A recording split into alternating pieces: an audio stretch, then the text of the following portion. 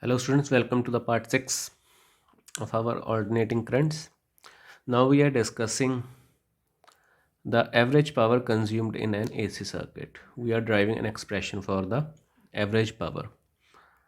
We know that the alternating current and EMF, they are of the instantaneous nature. They keep on changing their value as well as the direction.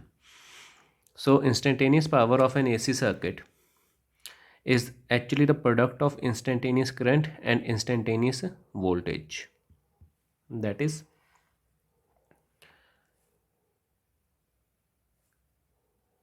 if E is equal to E naught sine omega t, I is equal to I naught sine of omega t minus phi. Here minus phi, here phi is the phase difference between the current and the voltage for the AC circuit. Minus sign is indicating current is lagging behind the voltage. So if this is the instantaneous values of voltage and current, then instantaneous power P instantaneous will be equal to E into I, which will be equal to E naught I naught into sine of omega t into sine of omega t minus phi, which we can write as E naught into I naught into sine of omega t. We have sine of omega t minus phi, so we can expand it using sine of a minus b. We will get sine omega t cos phi minus cos of omega t into sine of phi. We multiply the factors, we get E naught I naught into sine square omega t into cos phi minus sine omega t cos omega t into sine phi, which can further be written as E naught I naught. This is sine square theta, we can write it as 1 minus cos 2 theta by 2. So we will have 1 minus cos of 2 omega t over 2 into cos of phi minus second term. We multiply and divide the second term by 2. We will get 1 by 2 into sine of omega t into cos of omega t into sine of phi. We know that 2 sine theta cos theta is equal to sine of 2 theta. So this whole term we can write it as sine of 2 omega t into sine of phi. 2 can be taken outside, so we will be left with E naught I naught over 2 into, multiply also the various factors, cos phi minus cos of 2 omega t cos of phi minus sine 2 omega t into sine of phi. Last step, this can also be written as E naught I naught over 2 into cos of phi minus, in the second last step, if we take minus sign common, we can write it as minus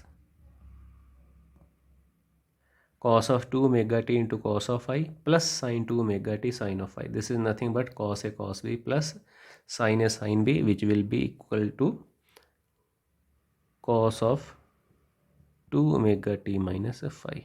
So this is the expression for the instantaneous power. Now we know that instantaneous power is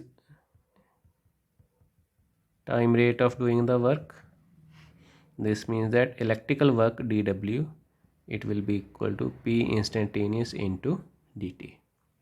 We want to calculate the total work.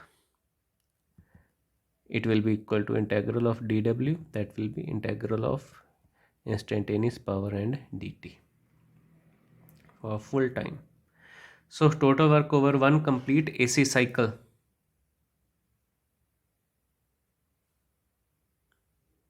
it is actually equal to W equal to integral of dW integral of P instantaneous dt from 0 to t, And for one full AC cycle, we get the average value of the power consumed, which will be equal to W over T, which will be equal to 1 by T into integral of instantaneous power into time for 0 to T, which will be equal to 1 by T into integral of E naught I naught over 2 into cos phi minus cos of 2 omega t minus phi from 0 to T dt, which will be equal to 1 by T into E naught I naught over 2 into cos of phi into integral of dt from 0 to T minus integral of cos of 2 omega t minus phi into dt from 0 to T. If you solve this second integral, cos integral will be sine, and we know that sine in one full AC cycle is always giving us 0 value. So this whole second term will be equal to 0. So we get 1 by T into E naught I naught over 2 into cos of phi into T. T get cancel. We are getting E naught I naught over 2 into cos of phi. Okay. We can also write it as E naught over under root 2 I naught over under root 2 into cos of phi, which can also be written as P average is equal to, we know that E naught I naught, they are the peak values of voltage and current, and when we divide them by root 2 we get RMS value. So it will be equal to ERMS into IRMS into cos of phi. This is the final expression for the average power consumed in a full AC cycle. Here cos phi, it is an important quantity known as the power factor of the AC circuit. Power factor of the AC circuit. So whatever power is consumed by the circuit, it actually depends upon its power factor. Power factor, highest its value should be, more will be the power consumed. We know that cos phi's maximum value can be equal to +1 when phi is equal to 0. That means in ideal conditions, the phase difference between the voltage and current should be equal to 0 degree, so that average power consumed is maximum. But in real practice, we try to keep the value of the phi as low as possible, as close as possible to 0, so that maximum power can be consumed by the AC cycle, AC circuit, and there should be minimum amount of the energy loss in the form of the heat energy.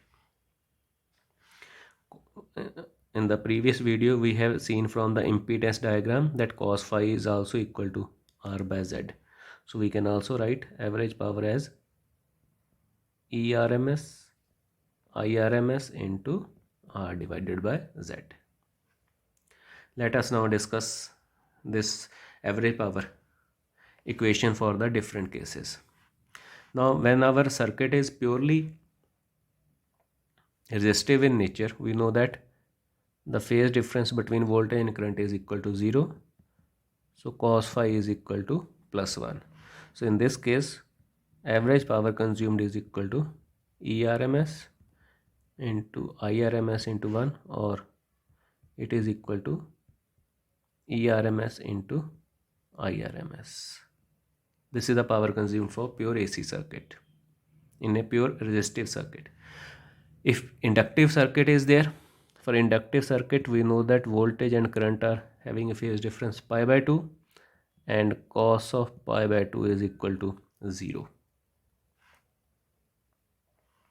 So in this case, average power consumed is equal to 0. So if we have an ideal inductive circuit for which phase difference between current and voltage is pi by 2, average power consumed is always equal to 0. Similarly, for a pure capacitive circuit, again phi is equal to pi by 2, cos pi by 2 is again 0, So here also power consumed is equal to 0. So if we are having ideal inductive or ideal capacitive circuits, the power consumed is always equal to 0. Reason for capacitor charges itself for the first half cycle, and due to the reversal of the direction of flow of current in the AC for the second half cycle, it loses its power.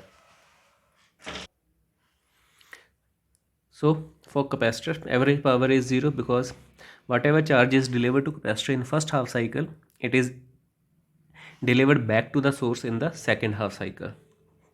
In case of inductor, power consumed is also 0 because inductor magnetizes itself in the first half cycle, but due to the reversal of the polarity of the current, it demagnetizes. So average power consumed in both the elements is equal to 0. So whatever power is consumed, it is only for the resistive circuit. Now for an LCR circuit, LCR series circuit at the resonance. When the resonance is taking place in the circuit, we know that impedance of the circuit is purely equal to the ohmic resistance. Phase angle between voltage and current is equal to 0. So cos phi power factor is equal to +1. So in this case, average power consumed is equal to ERMS into IRMS. So this is the maximum power. This is the maximum power which is consumed in the circuit only at the resonance. Otherwise, actual power consumed is always less whenever resonance is not taking place, because some of the electrical energy gets wasted in the form of the heat energy. Thank you.